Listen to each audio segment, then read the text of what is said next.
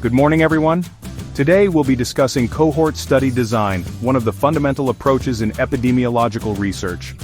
I'm building upon the excellent work of Dr. Fausto R. Loberiza Jr. from the University of Nebraska Medical Center's Department of Internal Medicine, who developed the original presentation on this topic.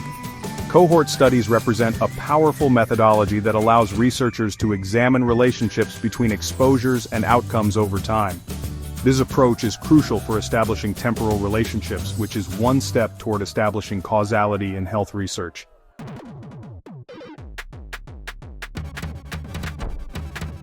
Before we dive into cohort studies specifically, let's establish a framework for understanding different study designs in epidemiological research. Research studies can be broadly categorized as descriptive studies. These characterize health patterns in populations without testing specific relationships. Analytic studies.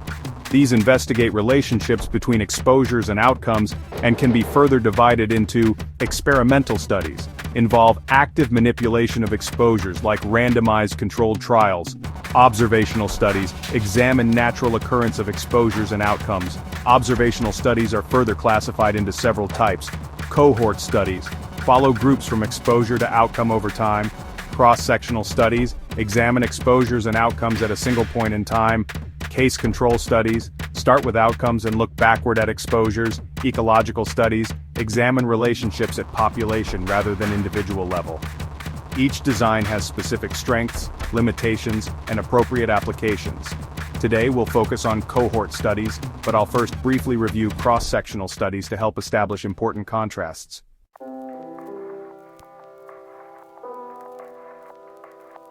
Cross-sectional studies, sometimes called prevalence studies, capture data on exposures and outcomes simultaneously.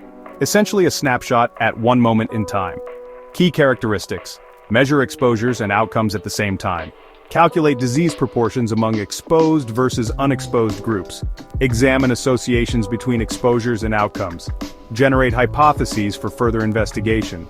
Cross-sectional studies work well for studying chronic diseases with stable exposures such as hypertension and ethnicity, examining conditions with fixed exposures like hearing loss and workplace noise, and investigating common acute conditions with short duration, for example, common colds and hand washing. The primary limitation is that they cannot establish temporal sequence. We cannot determine whether the exposure preceded the outcome, which limits causal inference.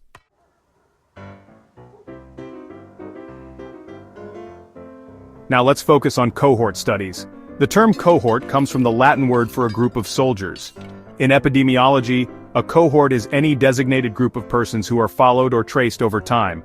Cohort studies are classified into two main types: prospective cohort studies, where researchers identify exposure status at baseline and follow participants forward in time to observe outcomes, and retrospective or historical cohort studies, where researchers identify cohorts and their exposures from past records, and then determine outcomes that have already occurred.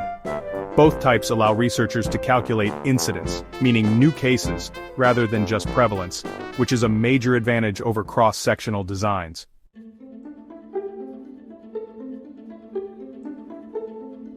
The fundamental approach of a cohort study follows these steps. First, you define a research question and select an appropriate cohort design. Next, you identify a population that's free of the outcome of interest at baseline. Then you assess exposure status and classify participants as either exposed or unexposed. After that, you follow participants over time to detect the development of outcomes. Finally, you compare outcome rates between the exposed and unexposed groups. For example, if we wanted to investigate whether smokeless tobacco causes coronary heart disease or CHD, we would start by identifying a cohort of individuals free of CHD at baseline. We would then assess smokeless tobacco use and other relevant factors. The cohort would be followed over time, maybe annually, and we'd compare CHD incidence between users and non-users of smokeless tobacco.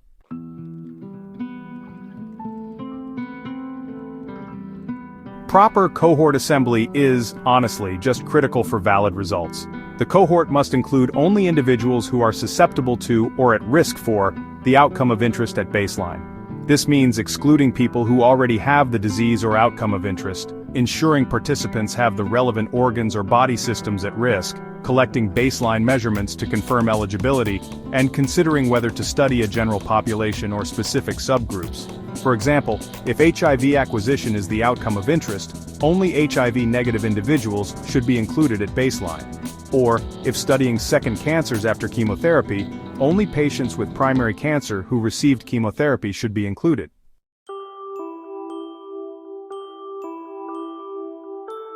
Exposure and outcome data can be collected through a variety of methods.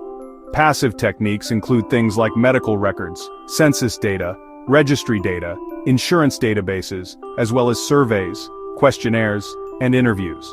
Active techniques, on the other hand, involve physical examinations, anthropometric measurements, blood or tissue samples, radiological tests, and psychological assessments. For exposures, it's really important to measure both intensity and duration so you can assess dose-response relationships, which, in turn, strengthen causal inference.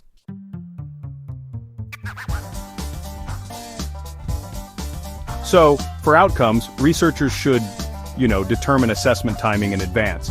It's also important to be aware of conditions that might have remissions or exacerbations. Make sure to establish clear diagnostic criteria and consider both fixed, which are time-independent, and time-dependent variables.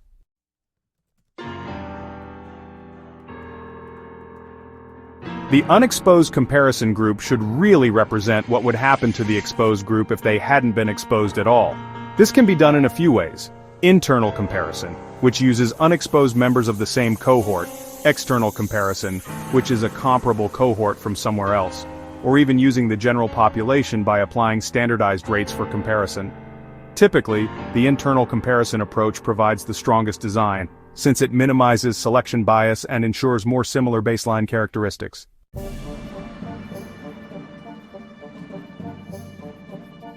Data collection timing actually differs between prospective and retrospective designs.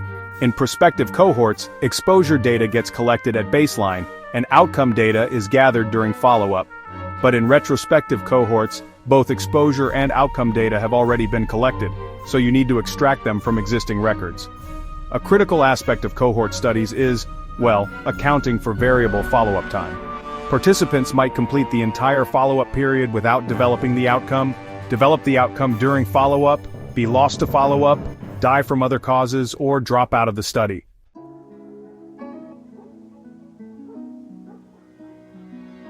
Alright, so the primary measures in cohort studies include a couple of key categories.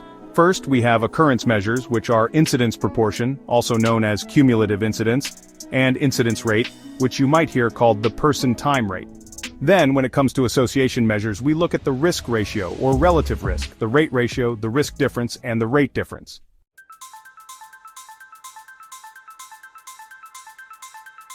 Now, incidence proportion analysis works really well for fixed cohorts, for acute outcomes, and when the follow-up periods are short.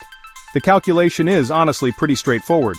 Risk, or incidence proportion ratio, is simply P1 divided by P0, where P1 is a 1 over N1, that's the incidence proportion in the exposed group, and P0 is a 0 over N0, which is the incidence proportion in the unexposed group.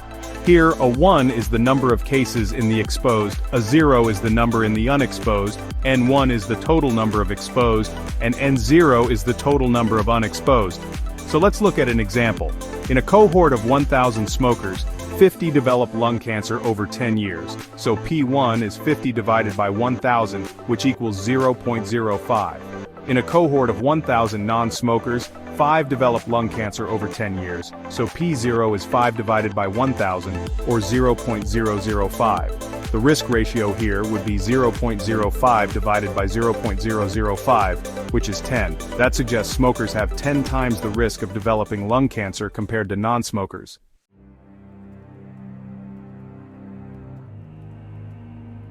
For longer studies where follow-up times can vary, incidence rates are definitely more appropriate. This approach accommodates open or dynamic populations, works well for chronic outcomes, allows for more than one outcome per person, and accounts for different observation periods. The calculation uses person time as the denominator, so the rate ratio is lambda 1 over lambda 0. Lambda 1 is a 1 over T1, which is the incidence rate in the exposed group, and lambda 0 is a 0 over T0, the incidence rate in the unexposed group. Here, a 1 is the number of cases in the exposed, a 0 is the number in the unexposed, T1 is the total person time in the exposed, and T0 is the total person time in the unexposed. For example, if we follow 1,000 smokers for a total of 9,500 person years, and observe 50 lung cancer cases, the incidence rate would be 50 divided by 9,500, which is about 5.26 per 1,000 person years.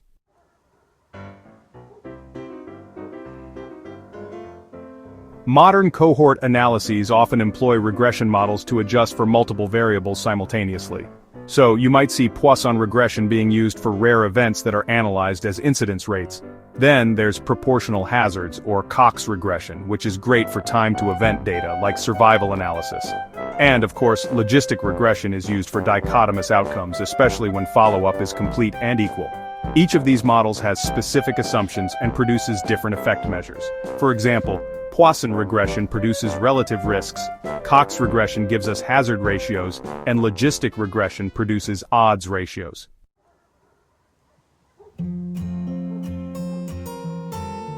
Cohort studies offer several advantages. First, they allow us to establish a temporal sequence, meaning the exposure comes before the outcome. They also let us directly calculate incidence rates and relative risks, which is pretty valuable.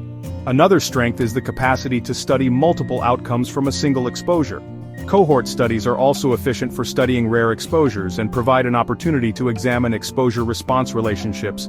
They tend to have reduced recall bias compared to case control studies, and, importantly, they let us adjust for potential confounders that are measured at baseline.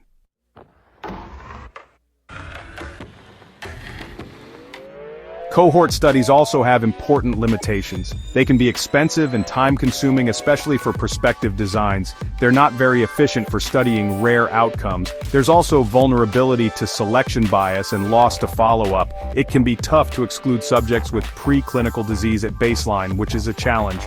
There's always the potential for confounding by unmeasured variables and limited generalizability if the cohort isn't really representative of the target population. Exposure measurement error can occur, though it's typically non-differential.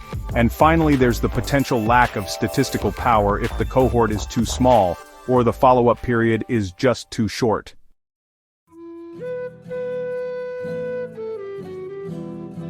Okay, let's review some classic cohort studies. The Framingham Heart Study, which started way back in 1948 with a little over 5,000 adults from Framingham, Massachusetts, is a great example. This landmark study identified major cardiovascular risk factors like high blood pressure, high cholesterol, smoking, obesity, and physical inactivity. Then, there's the Nurses' Health Study, which began in 1976 with over 121,000 female registered nurses aged 30 to 55. It has provided crucial insights on contraceptives, diet, and lifestyle factors in relation to cancer, cardiovascular disease, and other outcomes. And finally, the Y12 Nuclear Materials Plant Study, a retrospective cohort study examining mortality among over 8,000 workers at a nuclear facility between 1947 and 1990. This study investigated relationships between workplace radiation exposure and cancer mortality.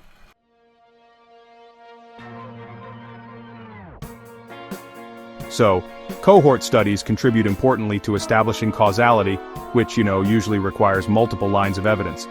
These include the strength of association, where larger effect sizes provide stronger evidence, the temporal relationship, meaning the exposure must precede the outcome, and biological plausibility, where the mechanism actually makes sense biologically. Consistency is also key, with findings being replicated across different studies. Then there's the dose-response relationship. Greater exposure leads to stronger effects. It's also important to consider alternative explanations, making sure confounding factors are addressed. And finally, cessation effects, where the risk decreases when the exposure stops.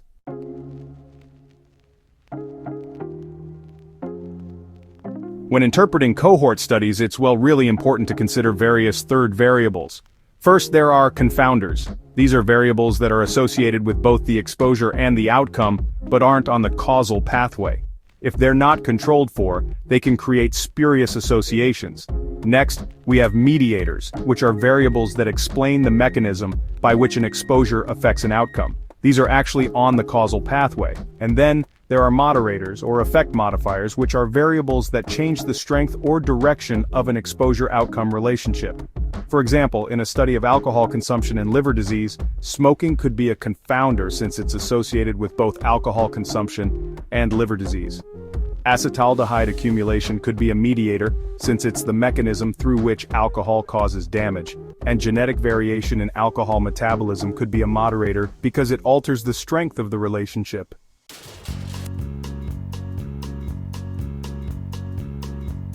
When handling loss to follow-up, it's important to document all attempts to follow participants. You should compare the characteristics of those who were lost to follow-up versus those who were retained. Also, it's a good idea to conduct sensitivity analyses under different assumptions about missing outcomes. Addressing potential biases is crucial. For selection bias, use clear inclusion and exclusion criteria and make sure to report participation rates. To minimize information bias, standardize exposure and outcome assessments. And for confounding, measure potential confounders at baseline and adjust for them in your analysis.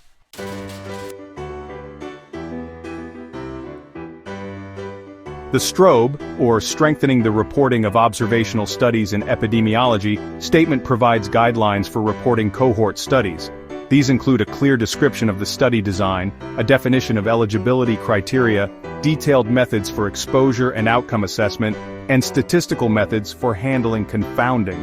It's important to ensure complete reporting of participants at each stage, as well as an appropriate presentation of results with effect estimates and confidence intervals.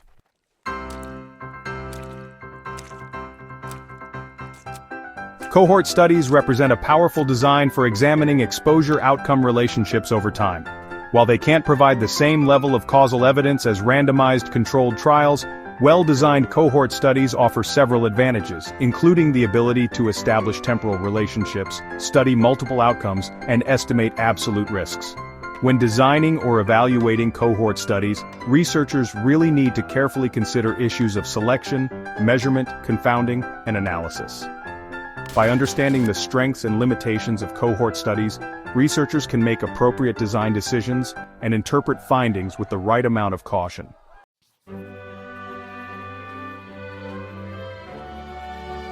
Here are some questions for discussion. How would you design a cohort study to investigate the relationship between screen time and depression in adolescents?